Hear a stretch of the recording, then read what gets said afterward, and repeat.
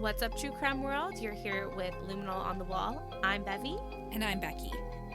And today's case is about a super botched investigation, leaving two questions. Where are the victims, and is the right man in prison? This is the devastating case of Ben Smart and Olivia Hope. Listener's discretion is advised.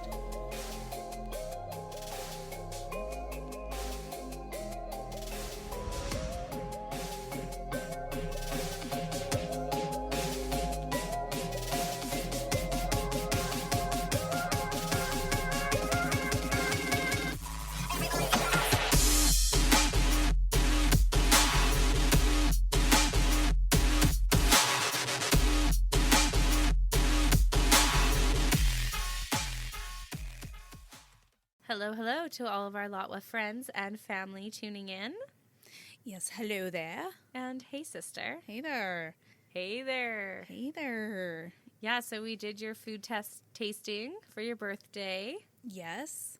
We should clarify, we're actually recording a few weeks in advance due to the holidays. Yes. So we're talking about mid-December on this one. Yeah, but still, we did it, and It was super fun. It was super fun. My palate's a slight bit better than yours. Slight. I second-guessed myself, and I got something wrong when I feel like I could have gotten it right, which was upsetting. Mm-hmm. But I will say, you kind of learn the process the first time, and then I think we're willing to do another one, but completely blind. Yeah, do the process a little bit differently. Yeah. But it was fun, and I will say one of the hardest ones, for me at least, was the pureed carrots. Me too. I was eating it. I'm like, what the fuck is this? You're like, this is oddly plain. Yeah. But really you think carrots very carroty. Very, very, I mean, there's a whole cake made from it. How can it not be carroty? But it was bland as shit. Yes. And it took a good couple bites for me to be like, that's probably carrots. Yeah. But it finally built up the flavor a little bit, just enough to be like, carrot. I think I know what that is. Carrot. Yeah. Yes. But definitely would change the process a little bit, make things a little bit more difficult, find things that tasted more similar. Our dad had a really good idea to do pickled items. Oh, yeah. Which, they're just more difficult. It's an added flavor in amongst the actual thing. So the one I got wrong was pickled onions. Yes. And I guessed pickled radishes, even though I initially thought pickled onions. I just thought the onion would be more potent. Mm-hmm. You would think that. So, not you, but everyone would. Oh, yeah. So anyways, that's the one I got wrong. Becky got it right. Yep. Got everything right. Yeah. So it was a fun thing. I highly suggest. And our dad is so sweet. He just pureed everything. Spent an hour and a half getting everything ready. Fed Becky wine. Yeah, he was really sweet about it. Yeah. So, aw, we love our dad. We love you, Dad. It was a huge success, so. Huge. There you go. On our way there, what was the town we went through? To Lethbridge. What was the town we went through? Was it Fort McLeod? No. Fort.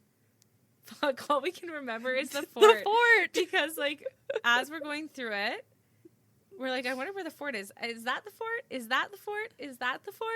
We're just driving along, and on our way back, we're just chatting. All of a sudden, Becky's like, guys, it's actually the fort. And I see the fort. On a billboard, it was the fort with a building beside it. We're like, yes, we found it. Great success. We came and we conquered Fort whatever we went to. How can we not remember? I don't know. Silly us. Yeah. Either way, it was a grand time. Yeah, it was. All right, Bev, let's get into our case. So this is our New Year's story. New Year's story. Yeah. Love it. All right, today's case takes us to Endeavour Inlet in a serene, picturesque part of New Zealand's Marlborough Sounds. Back in 1997, the Marlborough Sound embodied a laid-back, outdoorsy, and community-focused lifestyle with its quiet bays, remote settlements, and crystal-clear waterways. This region was a haven for boating enthusiasts, fishermen, and holidaymakers. Boats were far more than a pastime here. They were a way of life. Locals and visitors relied on water taxis as a primary means of getting between coastal villages, isolated lodges, and anchored yachts. One such lodge was Furneaux Lodge, tucked into the tranquil landscape of the Endeavour Inlet. Furneaux Lodge was legendary for its New Year's Eve parties.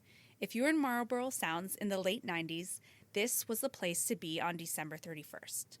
The celebrations were famously vibrant, drawing anywhere from 1,500 to 2,000 revelers. Live music, flowing alcohol, and spirited dancing carried the party deep into the night and well into the early hours. Among the partygoers were a mix of locals, yachties, and holidaymakers who would moor their boats nearby for the festivities. Alcohol was central to the event's atmosphere. Though the legal drinking age in 1997 was only 20, underage drinking wasn't uncommon at these rowdy celebrations. Among the huge crowds celebrating New Year's Eve at Furneaux Lodge in 1997 were two friends, Ben Smart and Olivia Hope. Ben Smart was 21. He was an apprentice civil engineer and came from a close-knit family in Blenheim, New Zealand. His parents, John and Mary Smart, raised Ben alongside his three siblings. He had two brothers and a sister. Ben's family described him as a young man full of promise and drive. Friends and family admired his adventurous spirit, confidence, and warm personality. He was in the early stages of his career and embraced new opportunities while balancing work and fun. Now, Olivia Hope, only 17 at the time, also came from a loving and supportive family. She lived in Grovetown with her parents, Janet and Gerald Hope, and her older sister, Amelia. Having recently graduated from Marlborough Girls' College, Olivia was preparing to study law at the University of Otago. This is one of New Zealand's most esteemed universities. Olivia's teachers, family, and friends described her as mature beyond her years, driven and kind-hearted, outgoing and full of life. She had a gift for connecting with people of all ages. She also loved the outdoors, growing up immersed in the region's natural beauty and thriving on adventure. Ben and Olivia grew up in neighboring communities and had moved in similar social circles growing up and into adulthood. As they matured, their connection deepened through shared interests in music and adventure. On New Year's Eve, Ben began his night at another party, where he had prearranged a place to stay with his friends. Olivia, meanwhile, had secured a berth on the Tamarack yacht, sharing it with her sister and some friends. Like many others that night, Olivia and her companions traveled to Furneaux Lodge festivities by water taxi. The party at Furneaux Lodge was in full swing as the clock struck midnight, and at some point during the celebration, Ben and Olivia's paths crossed. They spent the rest of the evening together, drinking, dancing, and enjoying the holiday energy. The two friends stayed at the lodge well into the early morning hours, fully swept up in the event's exuberant atmosphere. By around 3 a.m., as the party began to wind down, Ben and Olivia decided it was time to call it a night. They were exhausted. There was just one problem. When they returned to the Tamarack yacht, they found it had become overcrowded with other partygoers. It was too full, and they couldn't stay there. Tired and ready to rest after hours of partying, they looked for an alternative. They caught a ride on a water taxi piloted by a guy named Guy Wallace. Now, Wallace, a familiar face to many, had worked as one of the barmen at Furneaux Lodge earlier in the evening. At the time Ben and Olivia climbed aboard, Wallace already had 3 other passengers with him, Hayden Morrissey, Sarah Dyer, and an unidentified man. As Wallace recalled, Ben and Olivia told him of their predicament and asked him if he knew of any available places to stay. Wallace wasn't sure where they would find space on a night like this, but the unidentified man already on the water taxi overheard and offered Ben and Olivia a place to crash on his yacht.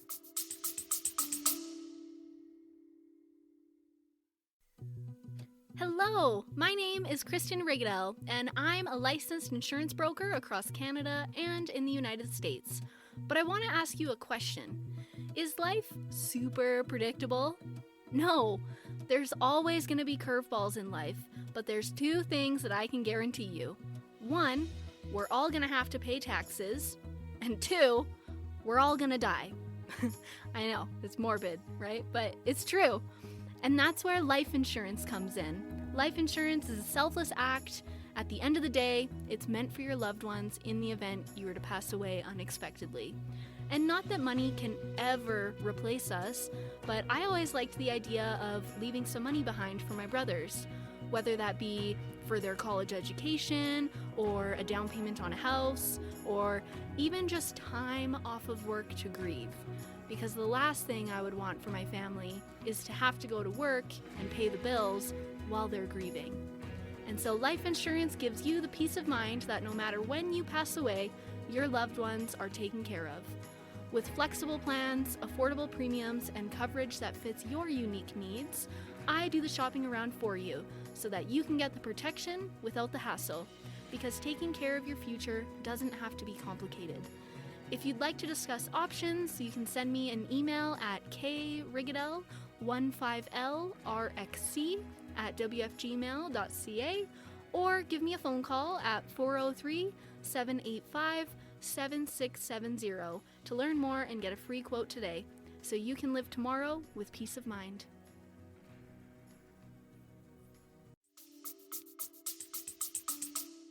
Now, that's all fine and dandy, but you know, when you say like an unidentified man, it already adds a little bit of intrigue and mystery, and he's like, come to my yacht. You're like, I'm unidentified. Yeah, it's kind of like, oh. Should we do this? Yeah, it's like, what the fudge? Yeah. Well, I feel like the conversation we're kind of having must have been a similar conversation to what Ben and Olivia had, because after they discussed it, the two friends eventually agreed to go with the man. But they might have had some minor hesitations. Yeah, maybe. But maybe they're like, oh, we're all partying, you know, met a friend on a night out. Sure, why not? Let's do it. Who knows? It's giving off bad vibes. Oh, it for sure is, Bev. So then Wallace maneuvered the water taxi to the man's boat. Wallace watched as Ben and Olivia followed the man onto his yacht before he left to continue his route. After dropping Hayden and Sarah off at their boat, Wallace returned to shore and retired for the evening. When Ben and Olivia failed to return to the Tamarack the following morning, their friends began to worry. And by January 2nd, 1998, after no sign of the two friends, Olivia's father, Gerald Hope, officially reported them missing. The subsequent search for Ben and Olivia was intense. Search parties were dispatched, and divers scoured the waters of Endeavour Inlet, hoping to find clues. Investigators began retracing Ben and Olivia's movements from the New Year's Eve party, quickly turning their attention to the water taxi driver, Guy Wallace. Wallace was very cooperative and provided detailed information about that evening. He described the unidentified man he'd ferried with Ben and Olivia, offering a rough description. A wiry build, about 5'9", scruffy with dark wavy medium-length hair, droopy/possible drunk eyes, and 2 days facial hair growth. Now, we all know what those drunk eyes look like, Bev. Oh, don't we ever? Oh, my God. Yeah. Craig's drunk eyes? Holy Lord almighty. Like, those are his giveaway. You've drank way too much. His eyes get loopy, bruh. You're like, I won't hold it against you, but... You got the crazy eyes, babe. Actually, you know what's funny is Craig's eyes when he gets drunk, like, he looks so childlike and innocent. Yes. But it's, like, something about those, like, eyes, they just get, like, big and, you know, they kind of start looking everywhere, but also straight at the same time. It almost looks like they're just, like, wandering a bit. It's like, what even do you see, Craig? Yeah, like, even when he's looking right at you and you're like, okay, now we know. But, yeah, we've seen them all. We've all seen them, yep. We know. Now, Wallace also mentioned the possibility of some arm tattoos on this gentleman as well. More intriguingly, Wallace described the unidentified man's boat. He even sketched a 2-masted wooden ketch around 38 to 40 feet long. It appeared well-maintained, featuring a thick blue stripe along the hull and brass portholes. Wallace noted the ketch had been tied up among 3 to 5 other boats that night. Both Hayden, Morrissey, and Sarah Dyer corroborated Wallace's description of this unidentified man and his boat. But yet, despite the clarity of these descriptions, no boat matching the mystery ketch was ever found. It seemed to have vanished without a trace, adding a baffling layer to this mystery. Like maybe he was there for one night. And then sailed away. Exactly. I'm sure this mystery ketch could have traveled a good distance by January 2nd. Yeah, 2 days later, right? Yep. Now, with the mystery ketch proving elusive, the police turned their focus toward a man named Scott Watson. Scott's name had been mentioned several times by witnesses. He'd been at the Furneaux Lodge as well. He was acting a fool. He was heavily intoxicated and very belligerent. After an aggressive altercation with another man, Scott had left the party. Watson admitted he was so drunk he couldn't even remember how he made it back to his own boat. Now, he was living on this boat, his very own yacht, called the Blade. Now, Scott's boat was a single-masted boat, which was different from the double-masted boat they were looking for. Yes. Now, even though the boats were different, the police still wanted to talk to Scott because his behavior stood out to the officers. Yeah, he was aggressive, belligerent, like numerous people at this party went out of their way to mention his name. Yeah. And there's 2 missing people. So I get why they want to know more about this dude. Yeah, like how belligerent did he actually get? Yeah, like right? Murdery belligerent? Kidnapping? Who knows? At the time, Scott Watson was 26 years old.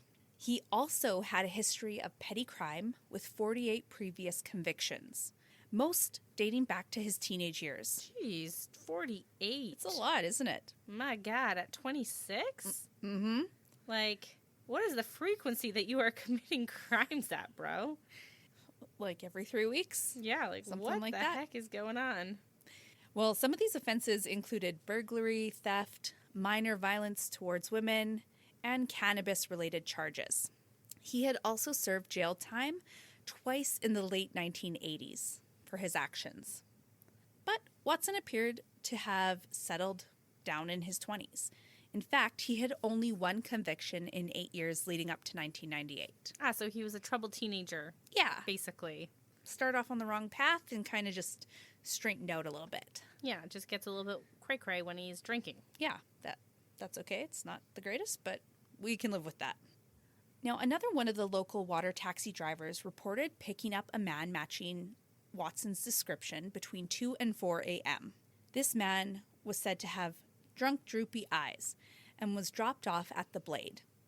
People on nearby boats remembered hearing Watson return, still rowdy, causing a ruckus late into the night, and still wanting to party. He was like, so drunk, the night should have been over for him, but he's like, we want to keep going. We've all been there. Let's get real. We have.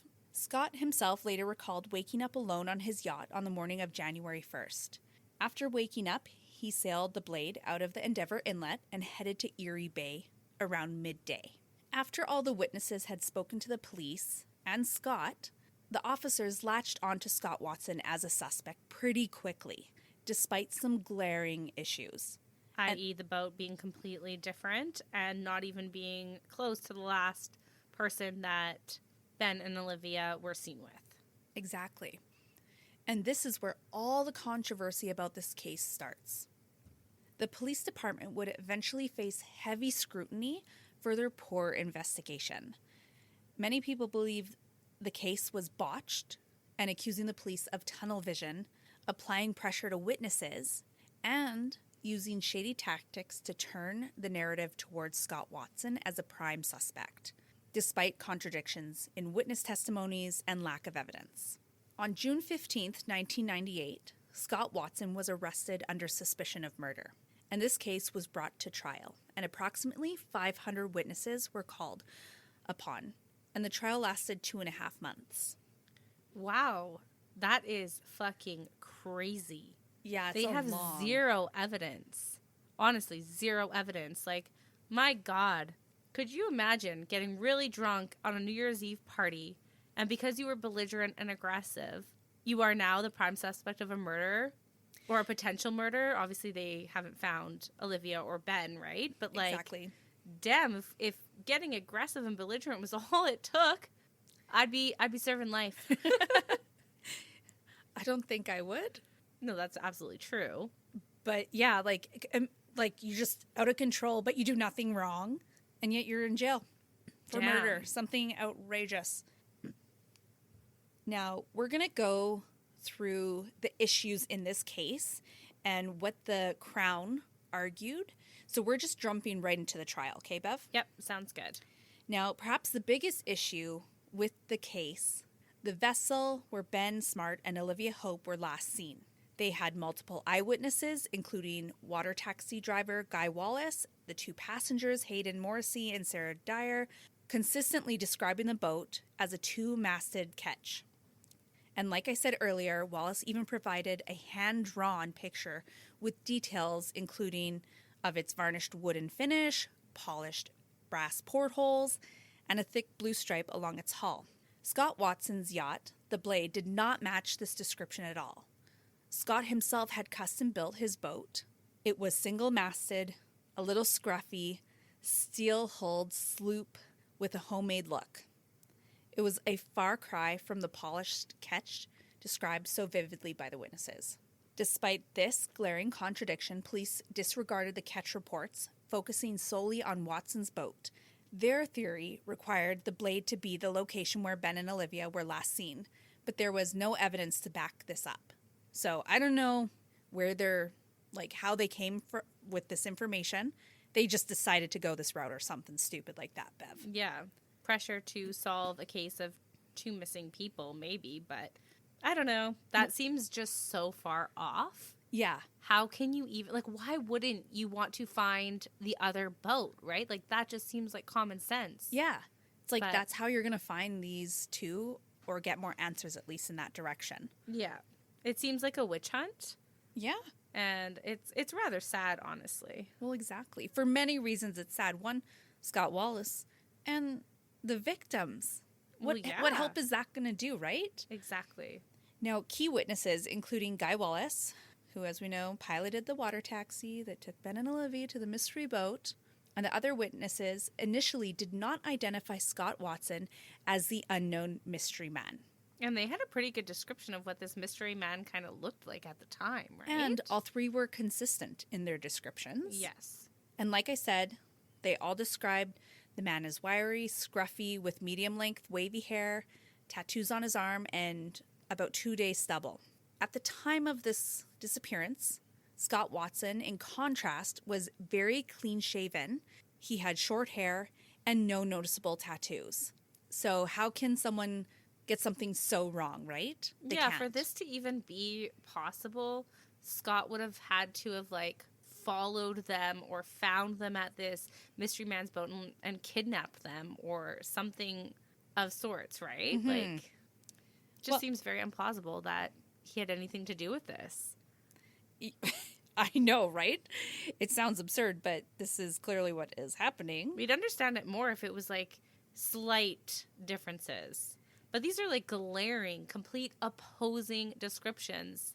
Clean-shaven, scruffy, 2-masted boat, polished, and a homemade-y, do-it DIY boat. It's just polar opposites right now. Oh, yeah. Well, it was they look so different that even in a photo lineup of suspects, including Watson, Guy Wallace struggled to identify anyone with certainty.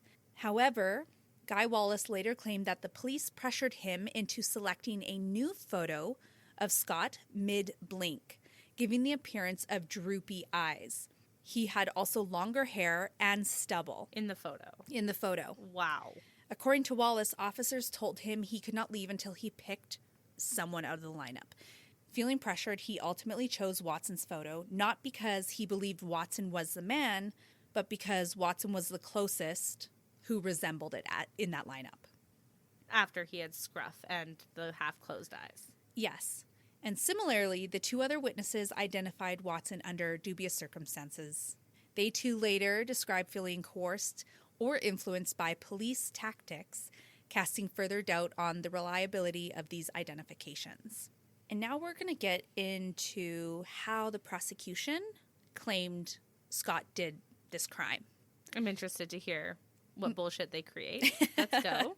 So the prosecution created the 2-trip theory, which their case relied heavily on. A timeline suggesting that Watson first returned to his yacht alone using Anderson's water taxi closer to 2 a.m.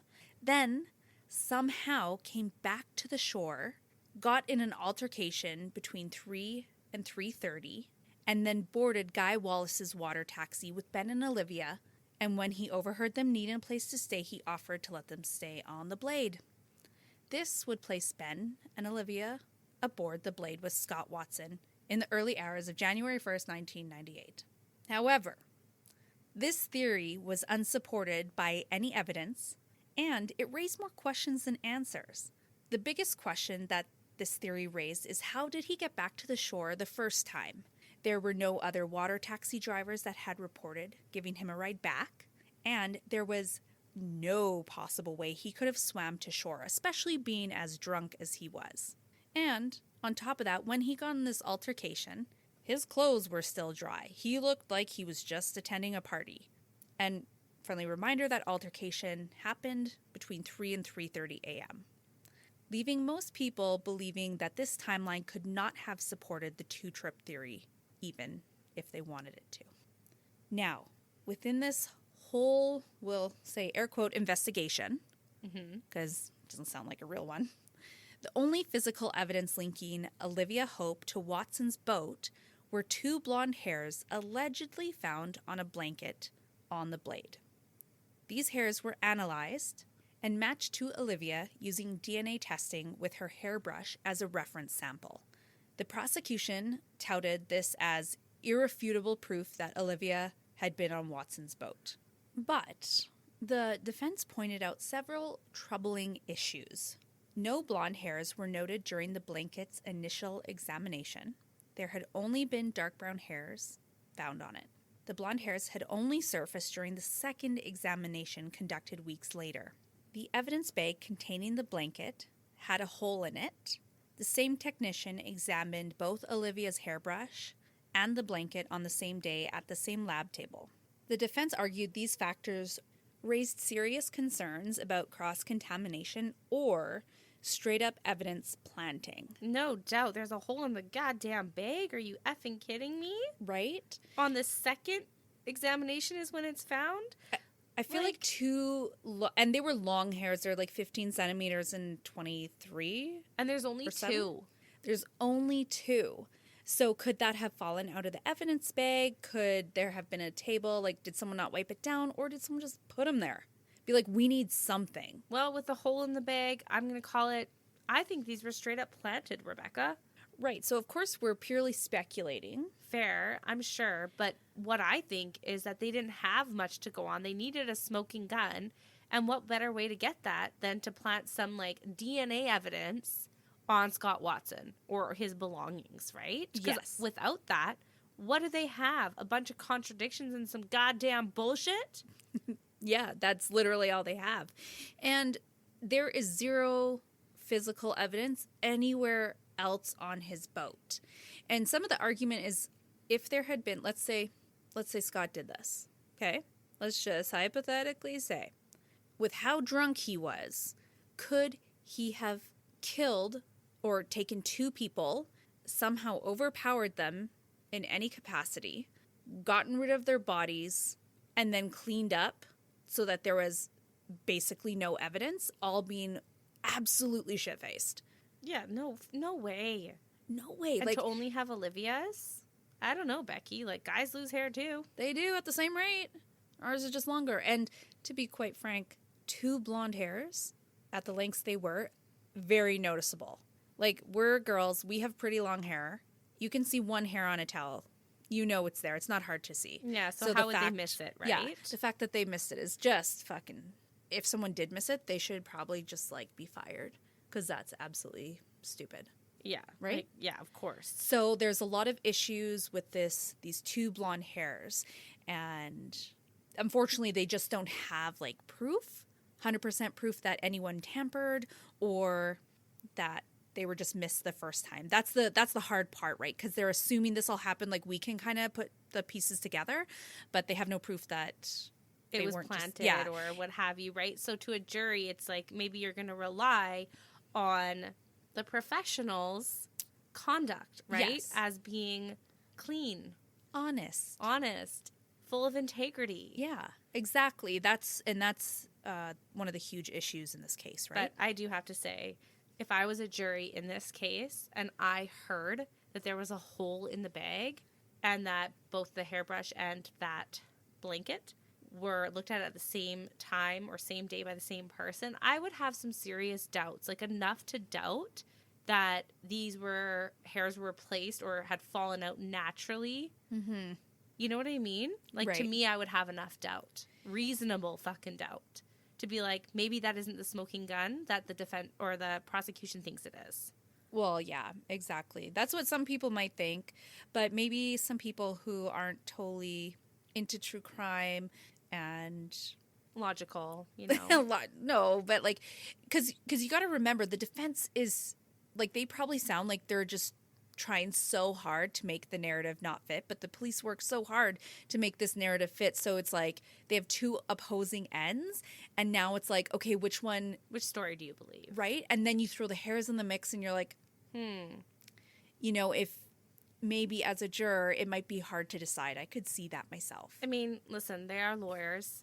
They're good at their jobs. Yes. So it's not like, you know, like you're hearing studied professionals do their best to convince you of a narrative. So I do understand what you're saying. Thank you. But logically, like, as a jury, you do have to look at the evidence. And if there's a hole in the fucking bag, like, to me, it just screams reasonable doubt. And the contradictions and everything else about this case, like, it would just be hard to even think of putting some guy away for the rest of his life with the amount of doubt that I would have in my mind. Oh, yeah. Like, anyways, I'm speaking from someone who's never been in a courtroom. Yeah. So I don't fully know, but you know what I mean? I'm just finding it all a little bit hard to believe that could be believed as like actual evidence in the case. Yes, right. Well, despite the defense's argument, the Crown relied really heavily on the blonde hairs as their cornerstone of their case. And I mean, it's DNA. As they should. We know what DNA sounds like. Mm-hmm. So, also during the trial, the prosecution... We know what DNA sounds like. I'm sorry. They're like, hello! I'm DNA! I'm DNA! I'm D and this is A! DNA! Yeah, it's just like, oh... I know what you meant. But, you know, I couldn't help but be like, oh, look at me! I'm microscopic! Love me! This is what I sound like! Well, moving on. During the trial, Bev, the prosecution also had two prison informants known as Witness A and Witness B. They both claimed Scott Watson had confessed to murdering Ben and Olivia while in custody. Now, along with all the other frickin' major red flags, this... Mumbo jumbo. Yes, this became a major component of the prosecution's case. However, one of the jailhouse informants later admitted that they were pressured to give this testimony, and later it came out that the second informant had not even shared a cell with Scott. It was rumored that both men had been incentivized, if you know what I mean. Yeah. After all the witnesses had been called and the jury came back, Scott Watson was found guilty of murder and was sentenced to life in prison with the possibility of parole after 17 years. Some bullshit. Right. So this guy got belligerent at a party. He's spending the rest of his life in prison, potentially. I mean, he has the possibility for parole, but wow. Yeah, I mean, he's going into 25 years incarcerated. As of right now. Mm-hmm. So he's still in prison. He is, yeah. Now, what's really hard to hear and troubling in this whole case is in the years following Watson's conviction, significant evidence and testimonies emerged that cast doubt on this case. There were 54 witnesses reported seeing a two-masted ketch matching the earlier descriptions, and they noticed this in the area. One witness claimed to have seen a man and a woman aboard a similar ketch the morning after Ben and Olivia vanished. The witness waved, but the pair didn't wave back and remained standoffish, which was very unusual for the friendly boating community. Like, it was almost unheard of that someone wouldn't wave back, like, hey there, Skip. No. So it raised some red flags for that guy. Guy Wallace and Roz McNeely, critical witnesses, later signed affidavits saying that police had misled or pressured them during the investigation. Wallace reiterated that he never confidently identified Watson as this mystery man and had said he felt if he did not comply with the police, they would turn their attention to him being the last person outside of the mystery man to see Ben and Olivia alive. And Guy didn't want any trouble. No kidding. Oh my God. And like, police, could you imagine the tactic to say, for all we know, you were the last person that saw these people living and well. Right? Like, you are the mystery man. Yeah. Are you making all of this up? Yep. Oh, maybe you're the prime suspect for their disappearance. Like, right? Holy crap. You'd be like, my God. Yeah. And he's sitting there also seeing, like, these tactics that you just went through and how they're making someone who seems completely innocent into a murderer. And he's like, I'm not going to fuck around with that shit. Yeah, like, that's not going to be me. I'm not going to jail for something I didn't do, right? Wow. And later, a former officer alleged that Detective Inspector Pope instructed police to ignore sightings of the two masked catch to keep the focus on Watson. Damn. So, the big question that I'm sure everyone else is thinking that's involved, but as I'm doing this research and reading about this case, I'm like, if there were 54 different sightings, I don't know how many different boats there were, but 54 sightings and witnesses saying they saw a similar boat. Mm-hmm. How could that not have been followed up with for any of those? No, it definitely should have. Obviously, it could potentially take the focus away from Scott Watson, and they didn't want that, so that is why it wasn't followed up with, right? Like, they were on a witch hunt for this guy. They wanted to close the case, do their job. I say that in, like, heavy quotations. Oh, yeah. Because I can't really say anyone did their fucking job here. No one. But, yeah, you would ignore them for that sole purpose. Like, Right. we need to solve this case. Like, what if, I mean, I'm purely speculating, but, like, what if Ben and Olivia had been on a boat, like, held captive for, like, weeks? I mean, and you had the potential to save them. yeah. Like, what if that Yes. person did see them not waving and you just neglected that, and then who knows what happened? No one will ever know, most likely. No kidding. Like, What if they're in the vast ocean? your first priority should be, like, trying to bring these two people who have disappeared to safety. Yeah. And you ignoring that and going as far as to instruct police to ignore that Yeah. is outrageous, outlandish, stupid, neglectful. Like, what the fuck? What the fuck is right? Now, as I said, Scott Watson has spent over 25 years in prison, steadfastly maintaining his innocence. Multiple appeals have been filed, but all have been unsuccessful. However, there was a major win for Scott in June of 2024, so this summer.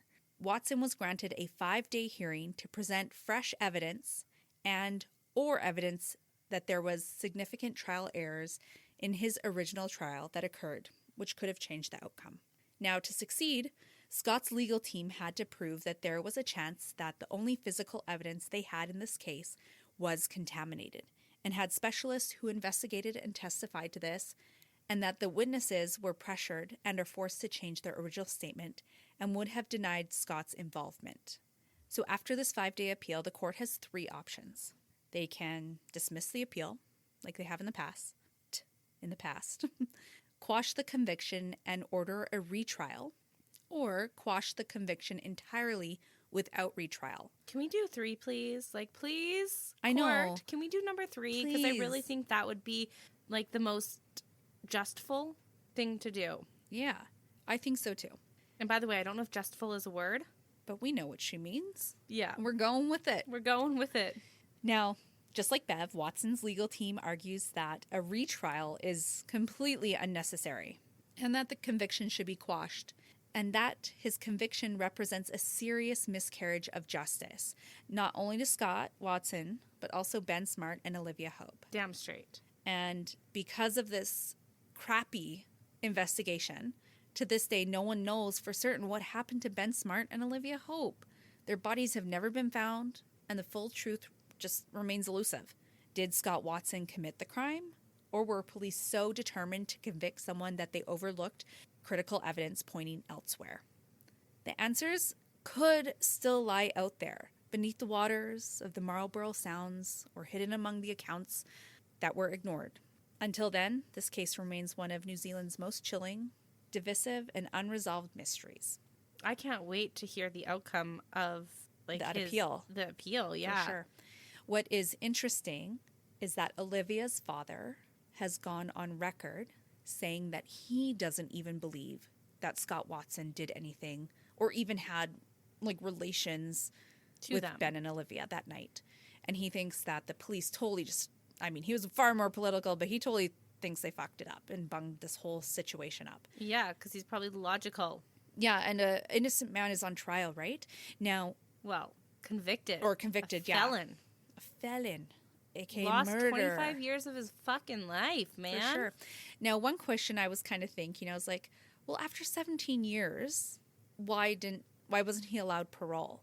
And apparently, from what I was reading, in New Zealand, if you like do not own up to your crime, you will almost like not get parole ever, right? And so because he's so steadfast on his innocence, he will not get parole. So it's kind of like a catch-22 where it's like, I'm fucking innocent, bitches, but I can't get out of jail because you think I'm not remorseful.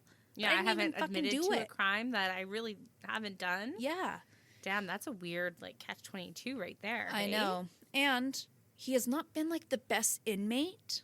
Like, he makes some bad decisions. He's argumentative. Yeah, he's got in some fights. Yeah. So he's incurred like some other charges. So I recognize that does not look good to a parole board.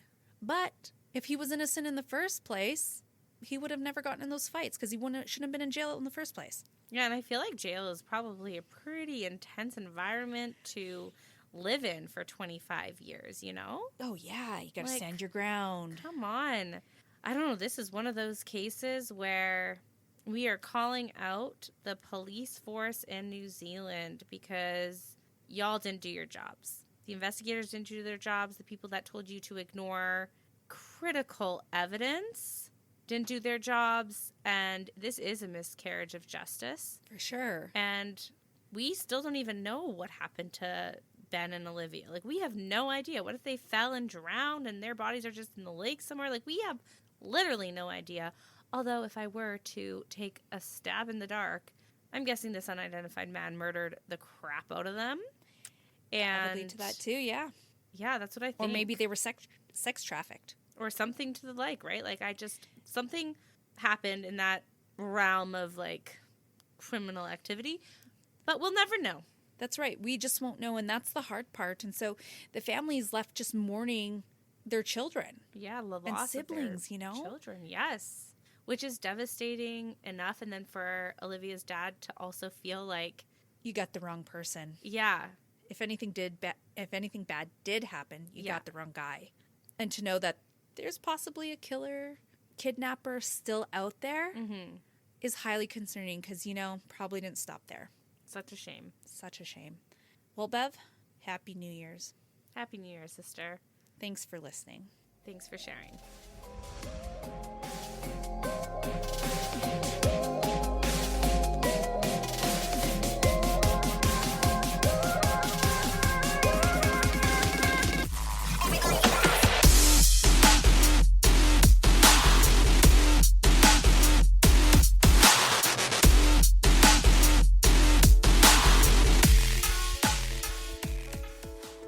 And just your weekly reminder to download our weekly episodes, follow us on Spotify or Apple Music or whatever streaming platform you listen to us on, and give us a follow on our social medias. You can find us at Luminol on the Wall. Can't wait till next week.